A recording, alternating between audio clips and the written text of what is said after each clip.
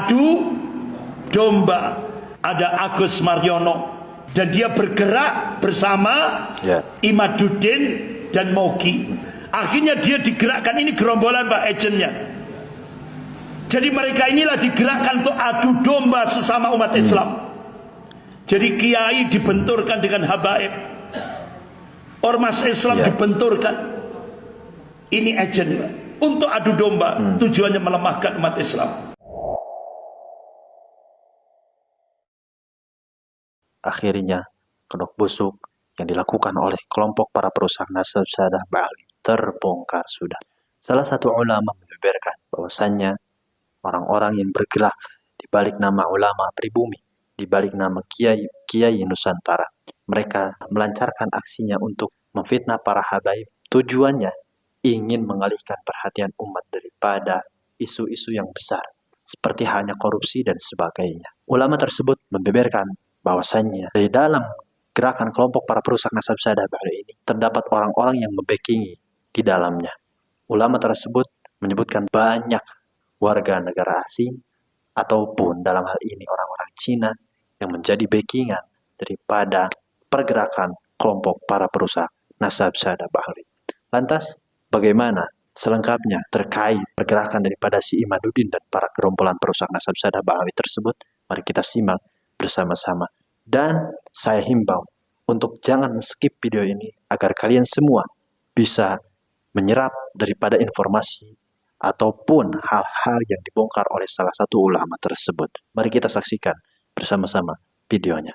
Bapak-bapak Ibu yang dimuliakan Allah, dulu sudah pernah saya sampaikan di Masjid Ki Ageng Kripik. Ketika saya diundang di Jakarta, di dalam saya bertemu dengan yaitu mantan Kasat, yaitu Bapak Jenderal Purnawirawan Tiasno Sudarto. Kemudian mantan Danjen Kopassus, yaitu Bapak Jenderal Purnawirawan Sunarko. Kemudian Bapak Jenderal Purnawirawan Soeharto, mantan Komandan Marinir. Dan beberapa jenderal-jenderal Angkatan Darat, termasuk juga Bapak Kolonel Purnawirawan siapa itu yang di Jawa Barat itu, yang Sugeng Waras. Sugeng Waras itu berada di sebelah kanan saya. Jadi waktu itu saya diberi info, Ustadz, sekarang di Indonesia sudah terjadi 3 perang sekaligus. 3 perang sekaligus. Apa? Yang pertama perang asimetris, yang tadi sudah saya sampaikan. Tadi sudah saya sampaikan tahap-tahapnya mulai 2024-2029 sudah saya sampaikan. Kemudian yang kedua perang proxy war. Artinya boneka, lewat pengkhianat bangsa. Imperialisme Cina ini mencengkeram Indonesia. Jadi ternyata di Indonesia pengkhianatnya lebih banyak daripada penyelamatnya. Betul. Yang ketiga perang Neo-Cortex War, perang narasi. Tujuannya untuk melemahkan umat Islam. Siapa yang dijadikan garda terdepan? Kalau dulu Panji Gumilang. Iya, betul. Pondok Pesantren Az-Zaitun. Itu dulu ya. Tiba-tiba sekarang sudah bebas. Dari kapan sidangnya? Kapan tiba-tiba sudah bebas? Itu dia dijadikan garda terdepan untuk perang Neo-Cortex War. Kemudian pada saat Panji Gumilang masih ngilang, itu yang dijadikan garda terdepan untuk perang Neo-Cortex War, perang narasi itu Gufron. Mama Gufron, yang mengaku bisa bahasa semut dan Puan Pleret, bahkan bisa berinteraksi dengan malaikat. Bahkan kalau malaikatnya tidak mau nurunkan hujan, dia akan ngejar sampai ke langit. Jadi dia bisa terbang ke langit. Gufron. Nah, saya diberitahu Gufron itu katanya dari Dampit. Dari Dampit, Pak. Jadi di backup oleh media. Jadi satu-satunya pengurus majelis ulama se-Indonesia yang berani mengeluarkan fatwa 10 kesesatan Gufron, itu majelis ulama Malang. Majelis ulama Malang. Berani, Pak. Padahal di belakang Gufron itu luar biasa. Begitu. Backingnya gede-gede, Pak, backingnya. Dia ngomong sudah bahasa semut dan beliau bisa supaya menghentikan malaikat mungkar nangkir. Ya, betul. Bahkan dia bisa ngejar malaikat sampai ke langit. Bahasa semut sudah dia dapat dari Nabi Sulaiman katanya. Bebas orang dari dampet dapat warisan dari Nabi Sulaiman kan. Astagfirullah. Orang-orang gila seperti ini Pak dijadikan alat untuk perang neokortek war, perang narasi. Betul. Tujuannya apa? Ya itu tadi. Masuk akal. Bapak-bapak, ibu-ibu yang dimuliakan Allah. Nah, karena waktunya terbatas, bapak-bapak, ibu-ibu yang dimuliakan Allah, saya persingkat. Kemudian ini Bapak Amin Rais, Pak Amin Rais itu pernah memberikan statement cabut bebas visa bagi warga negara Cina komunis. Jadi Pak Amin Rais, mantan ketua MPR, minta kepada Presiden Jokowi untuk mencabut bebas visa bagi warga negara Cina komunis. Karena itu sangat membahayakan bagi negara kita. Kenapa? Karena Cina itu punya konsep Lebensraum, artinya dia ekspansi untuk mencakup Indonesia, artinya mencengkeram Indonesia, mengambil Indonesia secara bertahap. Itu strategi Lebensraum yang dikabarkan oleh Pak Amin Rais. Nah, bapak-bapak, ternyata benar. Ternyata ada sebuah data Partai Komunis Cina melakukan kongres di Beijing tahun 1986. Apa isinya? Ternyata hasilnya ada 3 hambatan Cina untuk melakukan penetrasi ke Indonesia. Hambatan yang pertama regulasi dan doktrin anti komunis, yaitu TAP MPRS nomor 25 tahun 66, Undang-Undang nomor 27 tahun 1999. Tapi ternyata sekarang sudah dijebol dengan apa? Rancangan undang-undang HIP. Sudah jebol Pak, oleh pengkhianat-pengkhianat bangsa yang sudah duduk di DPR MPR. Oleh karena itu Profesor Salim Said, guru besar ilmu politik dan militer di Universitas Indonesia, beliau dosennya Angkatan Darat, beliau menyampaikan dalam video, beliau sudah meninggalkan, beliau dalam video klipnya, video pendeknya, kader-kader komunis di Indonesia ini sudah banyak yang jadi bupati, wali kota, gubernur, staf menteri. Bahkan kader-kader komunis ada 200 lebih itu duduk di DPR RI. Bahkan tokoh Gerwani itu jadi ketua Komisi 9 DPR RI. Bahkan sampai Profesor Salim Said menyatakan sekarang kader-kader komunis itu sudah melakukan balas dendam terhadap umat Islam dan ulamanya dengan menggunakan kekuasaan. Sudah terjadi? Sudah ya. Nah, akhirnya hambatan pertama dijebol dengan rancangan undang-undang HIP. Apa bahayanya, Pak? Yang pertama, rancangan undang-undang HIP itu mengadopsi manifesto PKI sebagai ideologi negara. Yang kedua, menurunkan derajat Pancasila dari inti Undang-Undang Dasar 45 menjadi sekelas undang-undang biasa. Yang ketiga, memeras Pancasila jadi Trisila dan Ekasila. Yang keempat, mengganti ketuhanan yang Maha Esa jadi ketuhanan yang berkebudayaan, dari tauhid jadi syirik. Yang kelima, memkerangkeng Pancasila dalam tafsir tunggal rezim rasa PKI. Nah, bapak-bapak, ibu-ibu yang dimuliakan Allah, ini rekam jejaknya Neo PKI menuju rancangan undang-undang HIP. Pasca Mei 98 mereka sudah bergerak. Sosialisasi tahun 2012, 2013, 2014, 2016, akhirnya sampai puncaknya 2020. Sehingga muncul keputusan Presiden nomor 24 tahun 2016. Kita dikembalikan kepada Pancasila 1 Juni. Itu kan Pancasila DN Aidit. Itu disampaikan oleh Presiden Soekarno secara pribadi di depan BPUPKI. Pancasila versi pribadi Soekarno 1 Juni, di mana ketuhanan diletakkan di sila kelima. Jadi kita dikembalikan kepada Pancasila PKI. Akhirnya muncul peraturan Presiden nomor 7 tahun 2018 tentang HIP diganti dengan BPIP. Casingnya saja yang dirubah, HIP jadi BPIP. Kemudian muncul Undang-Undang nomor 11 tahun 2019 tentang sistem kehidupan berbangsa dan bernegara. Tidak lagi pakai ketuhanan yang Maha Esa, tapi iptek, sekuler.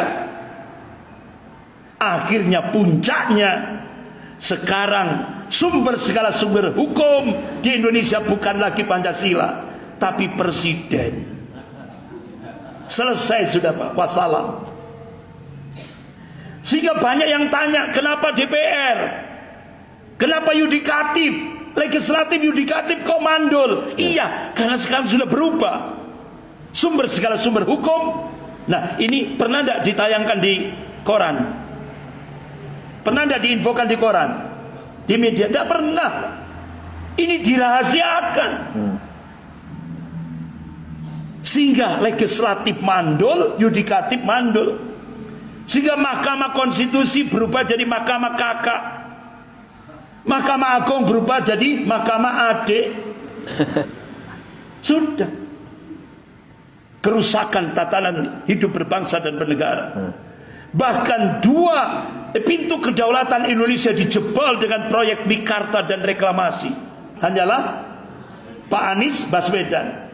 Tapi begitu Pak Anies Baswedan selesai jadi gubernur DKI, muncullah peraturan Presiden nomor 60 tahun 2020. Akhirnya proyek Mikarta diganti dengan proyek Pantai Indah Kapuk 2, PIK 2, langsung dijadikan PSN, proyek strategis nasional. Akhirnya 20 triliun APBN, 20 triliun anggaran negara digunakan untuk membangun Pantai Indah Kapuk 2. Itu tujuannya negara berada di dalam negara. Iya, betul.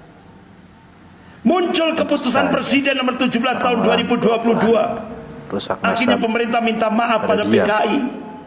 Kemudian muncul instruksi Presiden nomor 2 tahun 2023. Sehingga akhirnya keluarga-keluarga PKI dapat CSR. Sehingga 5.000 anak keturunan PKI dapat santunan dari negara. Lewat kesekretariatan negara. Ini Pak, muncul keputusan Presiden nomor 4 tahun 2023. Nah, Bapak Ibu yang dimuliakan Allah, hambatan yang kedua posisi Pancasila sebagai musuh komunis dijebol dengan Undang-Undang Omnibus Law. Pak, dengan munculnya Undang-Undang Omnibus Law ini, nanti ke depan penjara-penjara se-Indonesia ini akan dihuni paling banyak oleh para kiai yang punya pondok-pondok pesantren. Na'udzubillah. Dengan Undang-Undang Omnibus Law. Bahkan dengan Undang-Undang Omnibus Law, nasib buruh sangat mengenaskan. Iya, betul. Bahkan dengan Undang-Undang Omnibus Law, yang memalsukan ijazah tidak boleh dipidana. Dengan Undang-Undang Omnibus Law. Jadi yang memalsukan ijazah tidak kena pidana, bebas. Dengan Undang-Undang Omnibus Law. Bahkan yang ketiga, Bapak Ibu, sikap anti komunis umat Islam se-Indonesia dijebol dengan strategi divide et impera, adu domba. Ada Agus Mariono, dan dia bergerak bersama Imaduddin dan Mogi, yaitu Agus Mariono, ya kan? Agus Mariono. Kemudian yang kedua yaitu Imaduddin dan Mogi. Akhirnya dia digerakkan, ini gerombolan Pak, agentnya. Ngeri. Jadi mereka inilah digerakkan untuk adu domba sesama umat Islam. Betul. Ya. Jadi kiai dibenturkan dengan habaib. Ormas Islam dibenturkan. Iya. Ini agent Pak, untuk adu domba, tujuannya melemahkan umat Islam. Nah, Bapak Ibu yang dimuliakan Allah, mudah-mudahan apa yang saya sampaikan ini, bahkan sampai Buya Hamka ini Pak sebagai penutup, kita harus ulama-ulama dulu sudah memberikan statement.